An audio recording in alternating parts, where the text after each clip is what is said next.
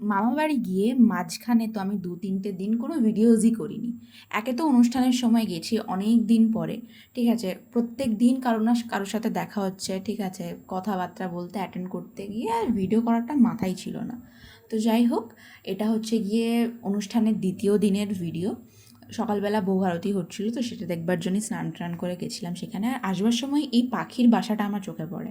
আর এখানে এই মানুষটি কী করতে চাইছে আমি ঠিক জানি না, তাই আমি আপনাদেরকে কিছু বলতে পারবো না।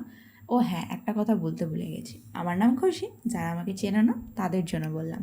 তো বিকেলবেলা একটু ঘুরতে গেছিলাম, ঘোরাঘুরি করে বাড়ি ফিরে রেডি হয়ে আবার চলে গেছিলাম যেখানে অনুষ্ঠান হচ্ছে সেখানে। সেখানে একটু মেলা বসেছিল ছোট্টখাট্টোর মধ্যে, কয়েকটা খাবার দোকান, কয়েকটা জিনিসপত্রের দোকান, ব্যাস এটুকুই।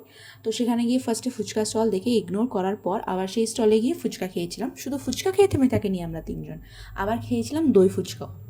তো এইসব খাওয়া-খাওয়ি করার পর অনেকক্ষণ ধরে বসে ফটো ভিডিও করেছিলাম, অনেক গল্প করেছিলাম। সেখানে অনুষ্ঠান চলছিল রাত্রেবেলা। এটা ওই 8:30-9টা নাগাদের ভিডিও। তো কীর্তন হচ্ছিল, একটু কীর্তন গান শুনে দিনটাকে সেদিনের মতন ভালোভাবে শেষ করেছিলাম।